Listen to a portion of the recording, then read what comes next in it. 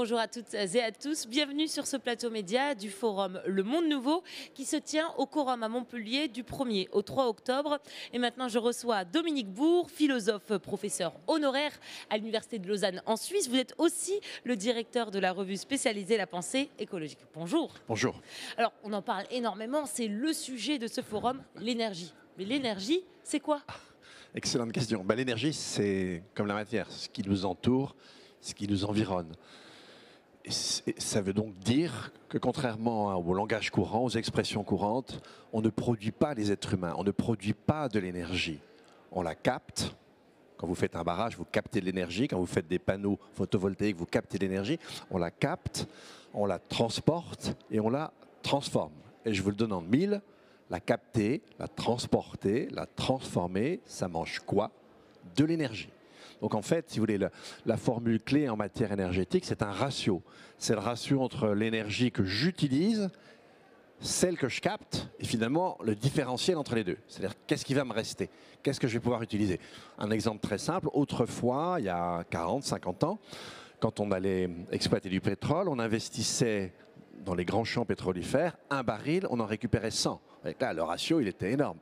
Aujourd'hui, c'est entre 15 et 20, par exemple. Ça a énormément baissé.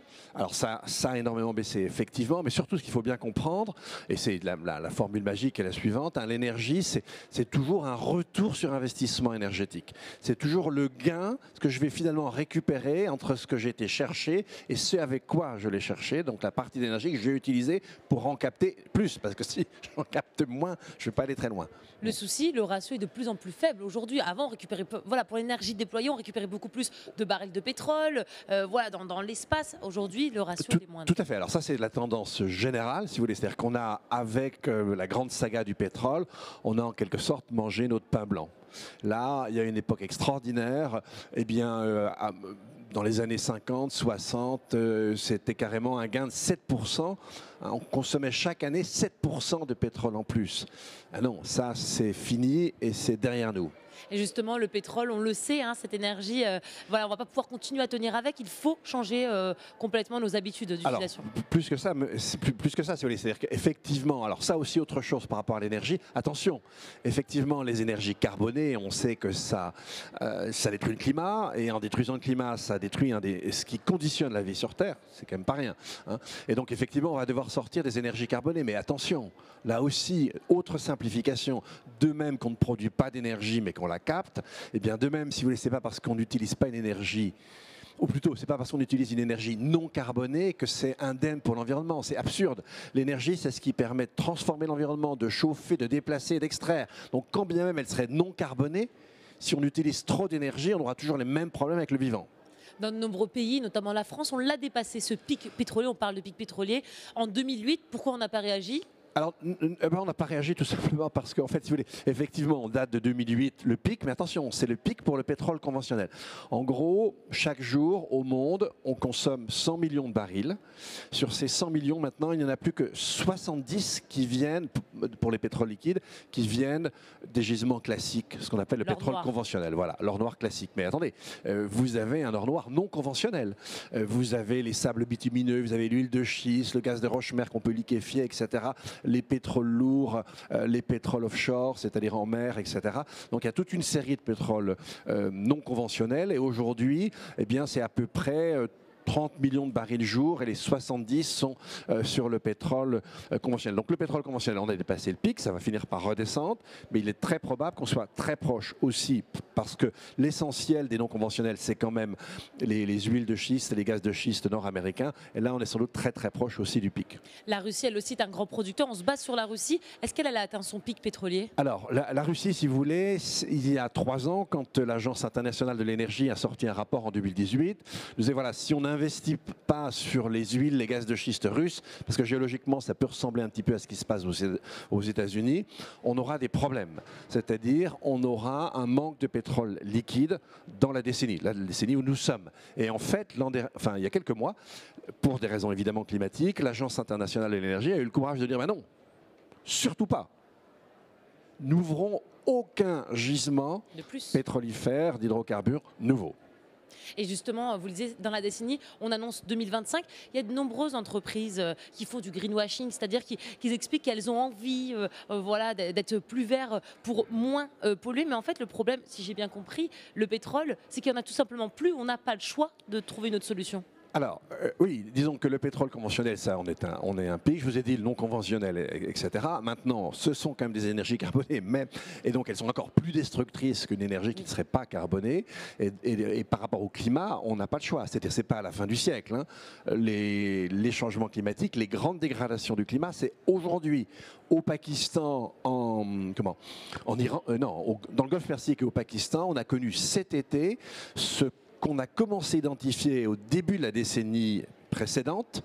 Bon, les premiers papiers que j'ai lus, c'est 2014, ce qu'on appelle la chaleur humide. C'est-à-dire que si vous avez une température de 35, 36, mais si vous avez un degré d'humidité de l'air qui est au-delà des 80%, qui est très important, et bien à partir de ce moment-là, vous ne pouvez plus réguler votre chaleur intérieure par votre transpiration, et puis vous pouvez mourir dans des cas extrêmes en une dizaine de minutes, mais en général plutôt en quelques heures. C'est-à-dire qu'en fait, votre température interne ne cesse de monter. Et quand vous dépassez les 40 degrés, vous êtes assez vite sur le point d'aller rejoindre Dieu. Ce que je voulais dire, c'est qu'il y a de nombreux chercheurs et scientifiques qui expliquent qu'en fait, par rapport à la problématique du pétrole, au-delà du climat, il est urgent d'en sortir parce qu'elle peut apporter des conflits. Il n'y en a plus du pétrole. Voilà, au-delà du climat, il y a d'autres problématiques sur le pétrole. C'est pas qu'il y en a plus. C'est-à-dire qu'on est au moment, on est en quelque sorte sur le plateau. Pour le pétrole conventionnel, on est sur le plateau. Et évidemment, ce plateau va redescendre. Donc on a effectivement deux très bonnes raisons de s'émanciper en quelque sorte des fossiles. Je vous rappelle que les fossiles, c'est 80% des énergies, encore aujourd'hui de l'énergie primaire au monde. Donc on a tout intérêt à le faire. Cela dit, c'est plus facile à dire qu'à faire. On vient de voir, c'est ce dont on est parti. Habitué, en fait, nos sociétés sont habituées dépendantes. Il y a une forme Oui, il y a une addiction au pétrole qui est très claire. Il y a une addiction à l'énergie. Je vais vous donner un exemple de cette addiction à l'énergie. Quand, avec un avion de ligne, vous allez du Caire à Seattle, vous avez dépensé autant d'énergie que ce qui était nécessaire à la fabrication des 3 grandes pyramides de Gizeh. Or, en juillet 2019, avant la Covid, il y a eu un pic aérien de 200 000 transactions d'avions de ligne en une journée. En fait, ce jour-là, on a construit 600 000 pyramides. Donc ne vous étonnez pas qu'on ait des problèmes et qu'on détruise la vie sur Terre et qu'on ait déjà largement altéré le climat, et on est au début du processus, on commence à le ressentir, on va le ressentir de plus en plus. Mathieu Ozanno, lui, parlait d'un sevrage, on a besoin, c'est ce que je vous disais, nos sociétés, nos sociétés modernes ont tout construit sur ce pétrole, on a besoin de se sevrer aujourd'hui? Ah oui, mais c'est évident, c'est-à-dire qu'effectivement, un surcroît d'énergie, on a détruit la vie. Je vous rappelle que la biomasse des vertébrés sauvages, c'est à peu près 3% de la biomasse des êtres vivants, 2/3 c'est nos animaux domestiques, 1/3 c'est nous. Donc en fait, on a détruit les gros animaux, il n'y a plus rien. Et ce dont on s'est rendu compte il y a quelques années, c'est qu'on était à peu près sur le même chemin pour non plus les vertébrés, mais l'inverse, les arthropodes, c'est-à-dire les petites bestioles qui sont articulées, qui sont avec des carapaces, et carapaces articulées quand même pour pouvoir se mouvoir. Donc en fait, on détruit la vie, on détruit le climat, et apparemment on est très heureux. On détruit l'endroit quand même. On détruit le lieu où on vit, donc c'est ça le problème. Oui, si vous voulez, l'espèce humaine, moi, elle me fait vraiment franchement penser à Rantanplan. Elle est stupide. Sur un plan global, elle est totalement stupide. Elle détruit son lieu de vie, elle détruit toute la vie, et en chantant. Et on fait par-dessus du greenwashing. On vous dit qu'avec une croissance qui va continuer à l'infini, on n'aura pas de problème. Ben non, je suis désolé. Chaque point de PIB, aujourd'hui alors, la croissance en termes de flux de matière croît plus vite que le PIB. C'est l'ONU qui avait sorti un rapport en juillet 2016, je crois, ou 2017, je ne sais plus, pour nous dire ça. Et puis évidemment, par point de PIB, on sait réduire quand même la quantité d'énergie qu'on réduit, mais à chaque point de PIB, c'est toujours une énergie additionnelle. Et donc, non, franchement, il y a une voie plus compliquée, mais il y a une autre voie à trouver. Et celle qui consiste à dire, non, avec sans cesse plus de matière, on va s'en sortir. Non, c'est l'inverse, les amis. Mais on est autant dépendant, j'imagine, parce qu'il y a forcément une corrélation entre ce PIB des pays développés et l'énergie. On en a besoin quand même. Ah oui, bien sûr, on en a besoin. Alors, entendons-nous bien, il y a une corrélation très très claire pendant les 30 Glorieuses. Pendant les 30 Glorieuses, la croissance du PIB, ça débouchait sur un accroissement du bien-être, c'était des appartements plus grands, plus confortables, c'était les services publics qui fonctionnaient, etc. C'était le plein emploi. Et c'était vraiment la réduction des inégalités. Et aujourd'hui? Ah bah non, attendez. Vous prenez les États-Unis, en 2009, ils sont revenus au niveau d'inégalité qui était leur en 1920. Et la quasi-totalité de la croissance depuis plus de 30 ans est allée à peu près à 1% de la population. Donc non, aujourd'hui, on n'a plus ça, mais en même temps, c'est complexe. À la fois, effectivement, il faut réduire nos productions d'objets, réduire nos aménagements d'infrastructures, mais en même temps, il faut essayer de trouver des activités qui sont les moins chargées possibles en énergie et en matière. Vous me parlez, vous m'expliquez qu'est-ce qu'était l'énergie classique. Il y a aussi, bien sûr, et c'est pour ça qu'on est là, pour parler des énergies renouvelables. Déjà, qu'est-ce que c'est et est-ce que leur production, finalement, elle est bas carbone? Alors, c'est très compliqué l'histoire des énergies renouvelables. Si vous regardez la donne générale, hein, vous prenez par exemple le chiffre des émissions directes des pays du G20 en 2019. Ils ont réussi à baisser leurs émissions carbonées de 0,1%. Mais dans le même temps, les populations ont importé, évidemment, ailleurs, des produits qu'on produisait ailleurs avec de l'énergie. Donc, en fait, ce qui est assez inquiétant sur la question des renouvelables, c'est que jusqu'alors, on n'est pas sorti de ce qui prévaut depuis des décennies, c'est-à-dire qu'on continue toujours à empiler des sources énergétiques avec des émissions mondiales qui, hors Covid ou crise des subprimes en 2009, mais c'était rattrapé en 2010 et on risque d'avoir à peu près pareil cette année, eh bien, en dehors de ces deux épisodes-là, nos émissions de gaz à effet de serre n'ont cessé d'augmenter. Donc au jour d'aujourd'hui, on ne voit pas de façon globale, hein, on ne voit pas encore l'effet des renouvelables. Ça ne veut pas dire qu'il ne faut pas faire de renouvelables, hein, que la chose soit claire. C'est une forme d'aberration, parce que pour produire ce renouvelable qui est censé être plus vert, on consomme encore plus. Ça paraît aberrant? Oui, alors ça dépend du type de renouvelable. Si vous prenez par exemple les anciens panneaux photovoltaïques, ceux dont on disait qu'ils étaient à couche mince, en fait, ils étaient blindés de métaux semi-précieux. Et donc, au kilowattheure produit, il mobilisait plus de matière même que les turbines d'un barrage. Peut-être pas le barrage lui-même, mais les turbines. Donc, si vous voulez, là, on a su faire un progrès. Il y a aussi des progrès. Mais les progrès, ce n'est pas de la magie. Je vous l'ai dit dès le début, quand vous captez de l'énergie, vous avez besoin d'énergie. Donc, ça ne sera jamais un gain absolu. C'est un gain relatif. Et pour le moment, on ne le voit pas encore. Mais ça ne veut pas dire qu'il ne faut pas les développer. Au contraire, il faut les développer plus. Le gain absolu n'est peut-être pas possible, mais en tout cas, voilà. Est-ce que dans 10 ans, dans 20 ans, dans 50 ans, on verra encore plus l'apport de ces énergies renouvelables? Est-ce qu'il y a de l'espoir vers l'avenir? Ah oui, non, mais attendez. Alors déjà, en 50 ans, on aura une planète quand même assez sensible. Enfin, d'ici à 2050 plutôt, dans une trentaine d'années, on aura une planète qui sera assez différent de ce qu'on connaît aujourd'hui. C'est-à-dire? C'est très simple. Je vous ai parlé tout à l'heure de la chaleur humide. C'est un phénomène qui est appelé à s'étendre. Et lorsque la chaleur humide s'étend, c'est-à-dire que là où elle s'étend, on ne peut plus habiter. Et comme c'est sous les tropiques, il n'y a pas d'hiver et d'été, hein, c'est chronique. L'élévation du niveau des mers sera un petit peu plus sensible. Donc on aura, les pays auront disparu peut-être. En tout cas, une partie de la surface habitable de la Terre, oui, aura diminué. Un petit peu avec la montée des mers, parce qu'on ne sera encore pas vraiment vers la fin du siècle. Probablement plus, et ça c'est plus inquiétant avec la chaleur humide. Et ailleurs, par ailleurs, on aura plus de mal à produire de la nourriture. On aura des événements extrêmes, type, si vous voulez, cyclone, type tempête, surtout vagues de chaleur, vagues de chasseresse, inondations hors normes, méga feux, c'est déjà pas mal. Ça, c'est pas dans si longtemps. Non, mais ça, vous rigolez, c'est là. Simplement, on sait que ça va, si vous voulez, ça va continuer à s'intensifier, tout simplement parce que c'est l'effet de nos émissions. Je vous ai rappelé que nos émissions, depuis des décennies, augmentent de 2% par an. Donc, ces phénomènes vont augmenter d'une année à l'autre. Et donc, la planète dans laquelle on va habiter à l'échéance d'une trentaine d'années, elle sera assez sensiblement différente et réduite, tant sur un plan quantitatif, physique, que sur un plan qualitatif pour nous accueillir. Vous m'expliquez que justement les énergies renouvelables, il y a un apport mais qui est encore trop faible aujourd'hui, qui n'est pas visible. Est-ce que donc on se trompe? Est-ce qu'on fait une erreur d'aller vers les énergies renouvelables? Non, on ne fait pas absolument aucune erreur. Simplement, si vous voulez, en général, quand on calcule le gain des énergies renouvelables, on parle, le mot un peu savant, c'est ROI, c'est des retours sur investissement énergétique. On ne prend en compte que l'apport direct d'énergie et on donne ce chiffre aux gens. Alors en fait, non, il faut intégrer tout l'apport indirect. Par exemple, si vous faites une grosse éolienne, maintenant vous avez des éoliennes de 5 MW, c'est 180 à 200 mètres, la hauteur du mât, les pales, je ne sais plus, mais c'est gigantesque. Vous avez un socle de 1000 à 1500 tonnes de béton, vous avez des norias de camions qui l'ont amené, vous avez des norias d'ouvriers qui ont travaillé, etc., d'ingénieurs et que sais-je, de cadres, tout ce que vous voulez. Donc tout ça, c'est de l'énergie. Et en fait, on n'a aucune modalité de calcul pour intégrer tout ça.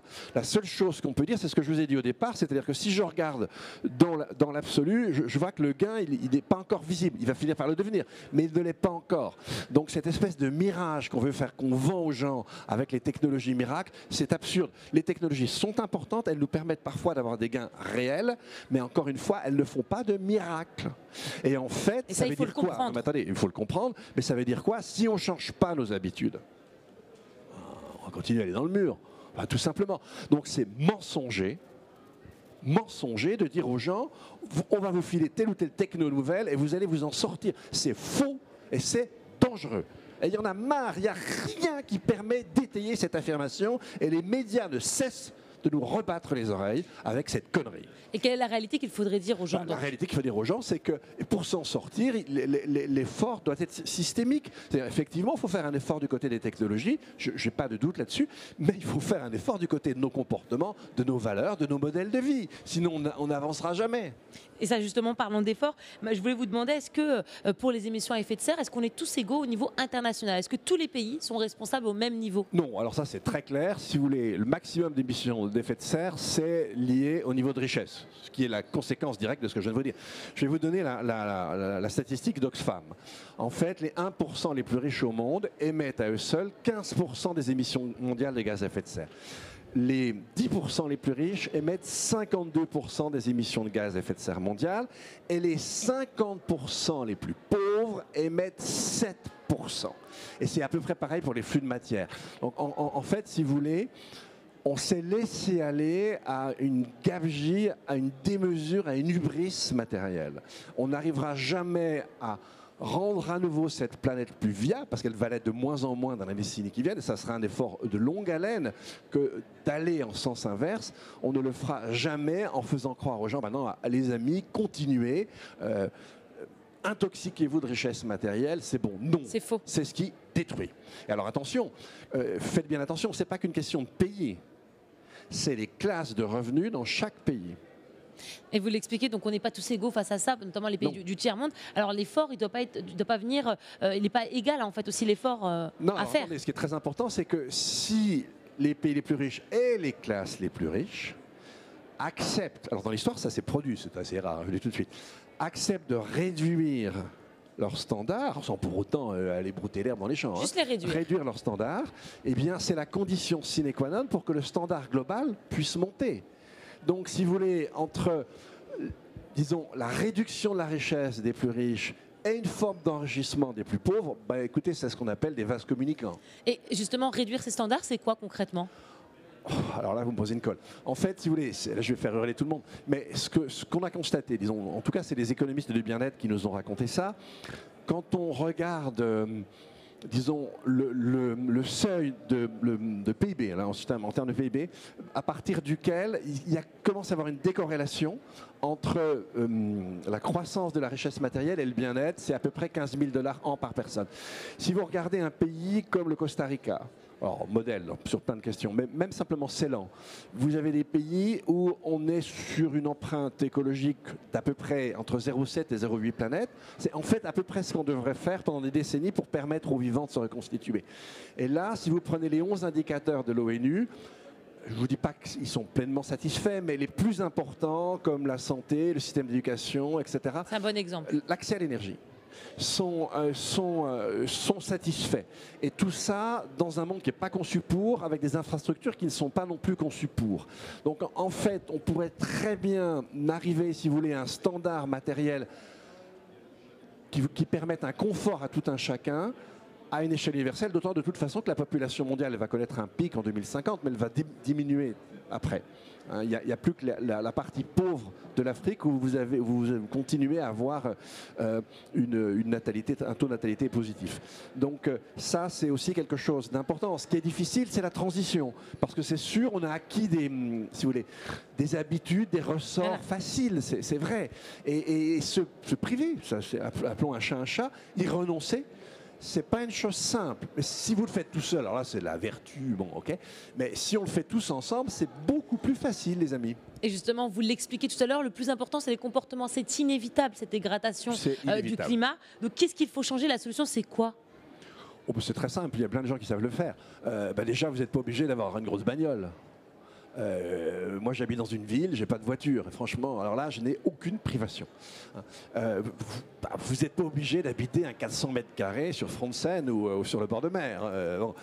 Vous pouvez très bien éviter l'avion, ou sauf de temps en temps quand vous allez très loin et qu'il y a une forme de nécessité. Ok. Donc, et vous mangez moins de viande. Alors, je dis pas de viande. Ça, c'est autre chose. Moins. Moi, je ne suis absolument pas végane et pour des raisons philosophiques très claires, mais je n'ai pas le temps de les exposer là. Mais bon, donc voilà, ça c'est des choses qu'on peut tous faire. Mais si vous voulez, dans un petit livre qui s'appelle Retour sur Terre, 35 propositions, avec 6 autres auteurs, on a proposé un truc très simple. Alors ça, je vous assure que ça enthousiasme les foules. Vous prenez votre carte bancaire et à votre puce monétaire, vous ajoutez une deuxième puce. Sur cette deuxième puce, vous avez un quota, donc une quantité finie, égal pour tous, parce qu'en fait, pourquoi quelqu'un aurait plus de droits qu'un autre à détruire la Terre? Moi, je n'ai pas de réponse positive à cette question. C'est égal. Et voilà. Et là, vous avez des unités de charge écologique. Alors, il faudra un quota pour l'année, pour les achats courants. On peut imaginer un quota sur la vie, pour l'immobilier, l'avion, justement, la voiture, etc. Et donc là, je prends un exemple, tout bête, mais tout le monde va le comprendre. Je consomme l'hiver des tomates qui poussent sous serre, par exemple en Hollande. Elles arrivent en avion à Montpellier. Mes tomates, je vous dis tout de suite, elles sont dégueulasses. Valeur nutritive zéro. Elles sont pétées de carbone. Ok, sympa, continuez à les manger. En revanche, vous achetez des tomates permacole, amenées peut-être à vélo électrique. Des fois, ça monte et ça descend.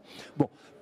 À la limite, on va peut-être vous donner quelques unités de charge écologiques parce que vous aurez contribué à restaurer l'entomofaune, les petites bestioles, les arthropodes de tout à l'heure, la microfaune des sols, la biodiversité de façon plus générale, etc. Vous aurez contribué à régénérer ce qui nous permet de vivre. Bravo, achetez ces tomates, j'en ai goûté de délicieuses hier. Mais ce dont vous me parlez, ce sont des efforts individuels. Est-ce que ça doit venir de là? C'est l'individuel? Là, c'est ne pas prendre la voiture, ne pas prendre l'avion. Attention. Non, là justement, ce qu'on propose dans ce petit livre, c'est une loi. C'est-à-dire là, vous n'avez plus le choix. Vous ne pouvez plus acheter si vous avez épuisé vos quotas. Donc non, ça c'est une mesure générale. Après, chacun la gère comme il l'entend. Quand vous avez un mécanisme collectif, et sans mécanisme collectif, en environnement, si on n'avance pas. Si vous comptez sur la vertu, je vais vous rappeler ce que racontait un de mes vieux amis qui est décédé il y a une dizaine d'années, qui s'appelait Jean Grosjean, un grand poète. L'environnement, c'est génial. On est tous capables d'être sains, mais en général, un quart d'heure dans sa vie et jamais en même temps. Donc effectivement, on n'y arrivera pas. Donc là, il vous faut des règles, il vous faut des lois. Des traités. Et puis après, chacun, avec son astuce, son intelligence, sa générosité, ses talents, interfère avec. Ce que vous m'expliquez, c'est qu'en fait, on est là à chercher absolument de l'énergie, on en fait de la renouvelable, on cherche d'autres moyens d'avoir toujours plus d'énergie. Le problème, c'est ça, il faut changer ce comportement. Évidemment, si vous voulez, si vous comptez sur les renouvelables, d'ailleurs c'est à peu près ce qu'on fait aujourd'hui, pour avoir encore une lampée d'énergie en plus, adieu, moi je m'en vais, je vous laisse. Et bien sur ces mots, je vous remercie Dominique Bourg pour votre intervention et d'avoir répondu à nos questions. Merci.